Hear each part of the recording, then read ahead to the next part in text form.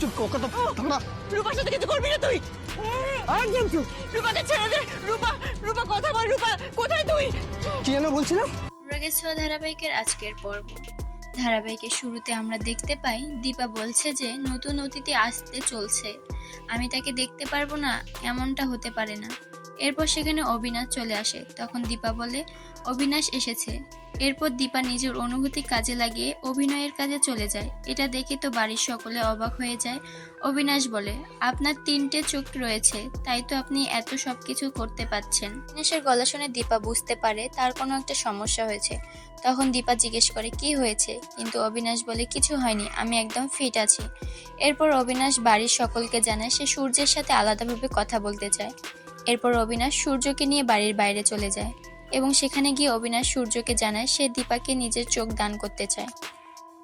শুনে তো সূর্য অবাক হয়ে যায় এবং বলে আপনি কেন এই কাজটা করবেন। তখন অবিনাশ বলে আমি তো দিনের অতিথি হয়ে এখানে আছি, আমার তো ক্যান্সার রয়েছে, আমি তো এমনিতেও বাঁচবো না। আমি চাই আমার চোখ দিয়ে দীপা এই পৃথিবী দেখুক, আর আমি আপনাদের মধ্যে অনুরাগের ছোঁয়া দেখতে পারবো। সূর্য প্রথমে রাজি না হলেও অবিনাশ তাকে অনেক রিকোয়েস্ট করে রাজি করিয়ে দেয়। এরপর অবিনাশ চলে গেলে সেখানে একটা বুড়ি মহিলা চলে আসে এবং সূর্যকে বলে সবকিছু শেষ হয়ে যাবে, কেউ থাকবে না। কথা শুনে সূর্য উত্তেজিত হয়ে যায় এবং বয়স্ক মহিলার পিছনে ছুটতে থাকে।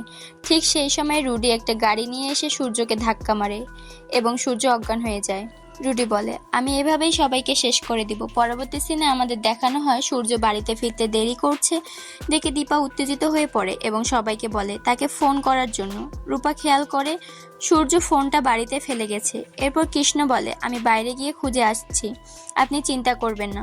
তখন রূপা কৃষ্ণের সাথে যেতে চাইলে কৃষ্ণ তাকে যেতে নিষেধ করে। এরপর সোনা, দীপা এবং কৃষ্ণ চলে যায় সূর্যকে খুঁজতে।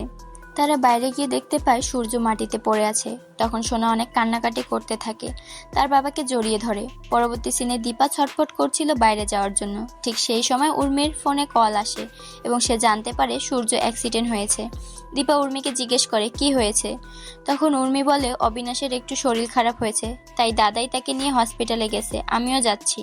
দীপা তার সাথে যাওয়ার বায়না করলে উর্মি তাকে বুঝিয়ে বাড়িতে থাকতে বলে। এরই মধ্যে রূপা অসুস্থ অনুভব করে। তখন উর্মি অনুজাকে বাড়িতে থাকতে বলে, সে নিজে চলে যায়। পরবর্তী সিনে আমাদের হসপিটালে দেখানো হয় সেখানে সূর্যকে নিয়ে আসার পর সোনা অনেক কান্নাকাটি করছিল। তখন এক ডক্টর এসে সোনাকে অপলক দৃষ্টিতে দেখছে। এরপর সোনা ডক্টরকে রিকোয়েস্ট করে যে করেই হোক আমার বাবাকে বাঁচান।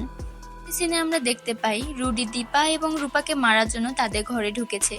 অন্যদিকে পুলিশ অবিনাশকে জানিয়ে দেয় রুডি জেল থেকে পালিয়েছে। এরপর অবিনাশ পুলিশকে বলে সেনগুপ্ত বাড়িতে পুলিশ পোস্টিং বসাতে। রুডি রূপাকে বেঁধে রাখে। এরপর দীপার উপরে আক্রমণ করে, কিন্তু দীপা লাইট অফ করে দিয়ে ঘর থেকে বেরিয়ে যায়। পরবর্তী সিনে আমাদের হসপিটালে দেখানো হয় সেখানে ডক্টর এসে সোনাকে জানায় তার বাবা কোমায় চলে গেছে। এটা শুনে তো সোনা অজ্ঞান হয়ে যায়। তখন ডক্টর তাকে ধরে ফেলে এবং অলি বলে ডাকতে থাকে। এই ডাক নামটা শুনে তো সোনা অবাক হয়ে যায় এবং ডক্টরকে জিজ্ঞেস করে কে তুমি। তখন ডক্টর জানায় সে আরিয়ান। এরপর সোনার মনে পড়ে সে এক সময় আরিয়ানকে প্রপোজ করেছিল। দিনে আমরা দেখতে পাই দীপা রুডিকে বলছে আমার কাছে ক্ষমা চা, কিন্তু রুডি বলে সে ক্ষমা চাইবে না। তখন দীপা রুডিকে মারার জন্য বন্দুক তোলে।